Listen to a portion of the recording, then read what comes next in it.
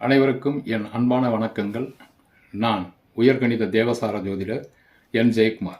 மிதுன ராசிக்காரர்கள், இந்த மிதுன ராசியை பற்றி சொல்லும்போது 2026 இவங்களுக்கு எப்படி இருக்க போகுதுன்னு சொல்லும்போது மனசுக்கே கொஞ்சம் சந்தோஷமாக இருக்குது. ஏன்னா இவ்வளவு நாள் இவர்கள் பட்ட கஷ்டத்திற்கு இந்த 2026 அப்படிங்கிறது கொஞ்சம் விமோச்சனத்தை தரப்போகுது அப்படிங்கிறது தான் உறுதி. இதில் சனீஸ்வரனுடைய ஸ்தானம் நல்லா இருக்குது, 10வது ராசியில் இருக்கிறதுனால இவர்களுக்கு தொழிலில் நல்ல மேன்மையை உருவாக்குறதுக்கு வாய்ப்புகள் ரொம்ப அதிகமாக இருக்குது. காரணம், அடுத்து நடக்கக்கூடிய குரு பெயர்ச்சி அப்படிங்கிறது இவங்களுக்கு ரொம்ப சாதகமாக இருக்குது. இருக்கிற இடத்தை டெவலப் பண்ணுறது, இருக்கிற இடம் விட்டு வேறொரு இடம் மாற்றி அமைக்கிறது, இந்த மாதிரியான விஷயங்களை இந்த வருஷம் இவங்களுக்கு நடத்தி கொடுக்கும். நல்ல சிறப்பாக டெவலப்மெண்ட்டு முன்னே இருந்ததை விட இப்போ அதிகப்படியான டெவலப்மெண்ட் பண்ணக்கூடிய வாய்ப்புகள் நிறைய இருக்குது.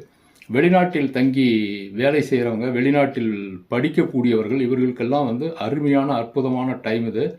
வெளிநாட்டில் வேலை செஞ்சுக்கிட்டு இருக்கிறவங்களுக்கு தன வரவுகள் அப்படிங்கிறது ரொம்ப அருமையாக அதிகமாக வரக்கூடிய காலம் இது. ப்ரமோஷன் கிடைக்கலாம், இல்லை இன்க்ரிமெண்ட் கிடைக்கலாம், இந்த மாதிரியான விஷயங்கள் அதிகப்படியாக நடக்கும். மாணவர்களுக்கு படிச்சுக்கிட்டு இருக்கிற மாணவர்களுக்கு, அதாவது +2 10th +2 இவர்களுக்கெல்லாம் படிப்புக்குண்டான அத்தனை சௌகரியங்களும் பண வசதிகள் அது எல்லாமே சரளமாக இந்த வருடம் உங்களுக்கு கிடைக்கும். மேல் படிப்புக்கு மிகவும் உதவிகரமாக இந்த வருடம் இருக்க போது ரொம்ப பிரம்மாண்டமாக உங்களை ஒரு படிப்பை படிக்க வைக்கிறதுக்கு உண்டான சாத்தியக்கூறுகள் நிறைய இருக்குது. அடுத்ததாக உங்களுக்கு குடும்பத்தில் ஒரு சின்ன சின்ன தடைகளை ஏற்படுத்தக்கூடிய வாய்ப்புகள் உண்டு. அதனால் குடும்பம் சம்பந்தமாகவும் இடம் விட்டு இடம் மாறுறதுலையும் கொஞ்சம் தடைகளை ஏற்படுத்தும். இடம் விட்டு இடம் மாறுறது, ஒரு தொழில் ஸ்தாபனத்தை ஒரு இடத்துலேருந்து இன்னொரு இடத்துக்கு மாற்றுறதோ, இல்லை வீட்டை மாற்றுறதோ, இல்லை வீட்டுக்கு ஏதாவது பராமரிப்பு செலவுகள் செய்கிறதோ, இந்த மாதிரியான விஷயங்களில் ஒரு சின்ன சின்ன தடைகளை ஏற்படுத்தும். இளைய சகோதர சகோதரிகளின் உறவில் கொஞ்சம் பிணக்கத்தை ஏற்படுத்தும். மன ஒற்றுமை இல்லாமல் மன வேறுபாடுகளை ஏற்படுத்தும். அதில் மட்டும் கொஞ்சம் நீங்கள் கவனமாக இருக்கணும். அடுத்தது 6வது மாதத்துக்கு மேலே உங்களுக்கு குரு பயிற்சி நடக்க போகுது. உங்களுக்கு இல்லை, உலகத்துக்கே நடக்க போகுது. குரு உச்சமாகி 2வது ராசியில் இருக்க போகிறார். லக்னத்தில் குரு இருந்தால் மட்டும்தான் உங்களுக்கு மிகப்பெரிய தொல்லைகளை கொடுக்கும். அதனால் லக்னத்தை விட்டு விலகிட்டார் அப்படின்னாக்கா, லக்னத்தில் தொல்லை கொடுக்கும் அப்படின்னாக்கா உங்களுடைய தனிப்பட்ட விஷயங்களில் மட்டும்தான் அது தொல்லை கொடுக்கும். ஏன்னா அதனுடைய பார்வை அப்படிங்கிறது மிக சிறப்பானது. குரு பார்க்க கோடி தோஷ நிவர்த்தி அப்படிவாங்க. அந்த மாதிரி குருவினுடைய பார்வை 5, 7, 9ங்கிற ஸ்தானத்துக்கு விழுகிறதுனால அங்கேயே ராகு இருக்குது. அந்த ராகு 9ஆம் இடத்தில் இருக்கும்போது அந்த ராகுவுக்கு குரு பார்வை விழுகிறது உங்களுக்கு மிகப்பெரிய அதிர்ஷ்டம். 6 மாதம் வரைக்கும் நல்ல அற்புதமான அதிர்ஷ்டகரமான ராகுவாக உங்களுக்கு செயல்படுவது, தந்தை மூலியமாக, தந்தை வர்க்கத்தார் மூலியமாக நல்ல விஷயங்களை அனுபவிப்பது, தந்தை மூலியமாக வரவுகள் அதிகமாகிறது, தந்தை மிகப்பெரிய உதவிகரமாக இருக்கப் போகிறார் அப்படிங்கிறது 100க்கு 100% உண்மையாக இருக்கும். ஒரு சிலருடைய ஜாதகத்தில் தசாபுத்திகள் காரணமாக கொஞ்சம் பின்னடைவுகள் இருந்தாலும் மற்றபடிக்கு பொதுவாக இந்த வருடம் அப்படிங்கிறது உங்களுக்கு ரொம்ப சிறப்பாக இருக்க போகுது. ஏற்கனவே நீங்கள் ரொம்ப தொல்லைகளை அனுபவிச்சிருப்பீங்க. அந்த தொல்லைகளில் இருந்தெல்லாம் இப்போ கொஞ்சம் விமோசனம் கிடைக்கும். நீங்கள் கவனமாக இருக்கக்கூடிய விஷயங்கள் என்னென்ன அப்படின்னாக்கா, இளைய சகோதர சகோதரிகள் விஷயத்தில் ஜாக்கிரதையாக இருக்கணும். இன்னொன்று, யாருக்கும் ஜாமீன் போடக்கூடாது. கையெழுத்து போட்டிங்கனாக்கா நீங்கள் மாட்டிக்குவீங்க. செக்கு அப்படிங்கிற செக் டிஸ்கவுண்ட்டு இந்த மாதிரியான விஷயங்களில் தலையிடாதீங்க. பக்கத்து வீட்டுக்காரங்கிட்ட கொஞ்சம் ஜாக்கிரதையாக இருந்துக்குங்க. ஏன்னா வாக்குவாதங்களை வரக்கூடிய வாய்ப்புகள் இருக்குது. இது சின்ன சின்ன விஷயமாகத்தான் இருக்குமே தவிர பெரிய அளவில் இருக்காது. இருந்தாலும் ஒரு எச்சரிக்கைக்கு நான் சொல்லிக்கிறேன்.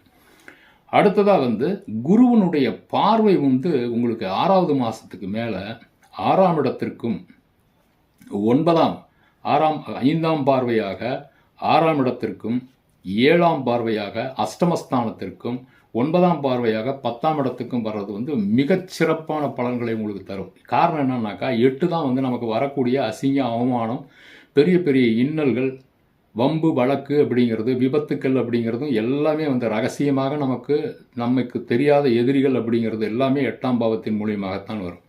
அந்த தொல்லைகள் பூராமே கம்ப்ளீட்டாக அடைக்கிறோம். மொத்தத்தில் 6, 8ஐயும் குரு பார்க்கறதுனால உங்களுக்கு இந்த 6, 8க்கு உண்டான பின்னடைவுகளை தரக்கூடிய எந்த சமாச்சாரங்களும் உங்களை வந்து அண்டாது.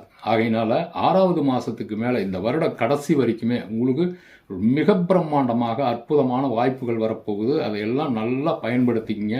உடல் உபாதைகளிலிருந்து விடுதலை கொடுக்கும். அடுத்ததாக பெண்களுக்கு குறிப்பாக உடம்புல வந்து ஏதாவது அசௌகரியங்கள் ஏற்பட்டு இருந்தாக்கா, கர்ப்பப்பை சம்பந்தமான பிரச்சனைகள் இருந்திருந்தாக்கா, அதையெல்லாம் இப்போ வந்து நீங்கள் தீர்த்துக்கலாம். மென்சஸ் சம்பந்தமான பிரச்சனைகள் இருந்திருக்கக்கூடும். அவைகளும் வந்து இந்த சந்தர்ப்பத்தில் இந்த வருஷம் வந்து உங்களுக்கு அதுக்கெல்லாம் ஒரு தீர்வு கிடைச்சிடும். கடன் தொல்லைகளிலிருந்து விடுதலை பெறக்கூடிய வாய்ப்புகள் நிறையா இருக்குது. மேற்கொண்டு கடன் ஆகாமலும் தடுக்கக்கூடிய வாய்ப்புகள் இருக்குது. ஏன்னா பண வரவுகள் உங்களுக்கு வந்து வரப்போகுது. அந்த சந்தர்ப்பத்தை நல்லபடியாக பயன்படுத்திக்கிங்க. மொத்தத்தில் இந்த வருடம் குறிப்பிட்டு சொல்லக்கூடிய 5 ராசிகளில் நீங்கள் முதன்மையான ராசியாக கூட இருக்கலாம். அது உங்களுடைய திசாபுத்தியை பொறுத்து இருக்குது. மொத்தத்தில் உங்களுக்கு வந்து கொஞ்சம் மோசமான திசை நடந்துக்கிட்டு இருந்தால் கூட கிரக அமைப்புகள் அப்படிங்கிறது வந்து உங்களுக்கு சிறப்பாக இருக்குது. இதில் உங்களுக்கு பின்னடைவுகளை வந்து நீங்கள் தடுத்துக்கிறதுக்கு என்ன பண்ணணும் அப்படின்னாக்கா, பிள்ளையார்பட்டியில் இருக்கிற கற்பக விநாயகரை வந்து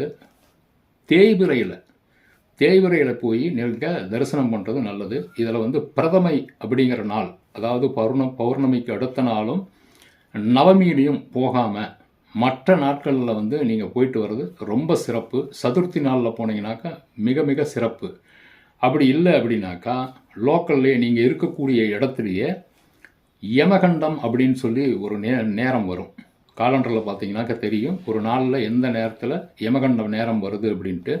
அதை வந்து செவ்வாய்க்கிழமை, சனிக்கிழமை இந்த மாதிரி நாட்களில் நீங்கள் போய் அந்த டைமில் உங்கள் வீட்டுக்கு பக்கத்தில் இருக்கிற விநாயகர் பிள்ளையார் கோயிலுக்கு போயிட்டு அருகம்பில்லோ, அரளிப்பூவோ, எருக்கம்பூவோ வச்சு சாமி கும்பிட்டுட்டு கொஞ்சம் வெள்ளத்தையும் வச்சு சாமி கும்பிடுங்க. அதை எடுத்துகிட்டு வந்து வெளியில் எறும்பு புத்துக்கு போடுங்க. இல்லை இனிப்பு பலகாரம் வாங்கிட்டு போய் வச்சு சாமி கும்பிடலாம்.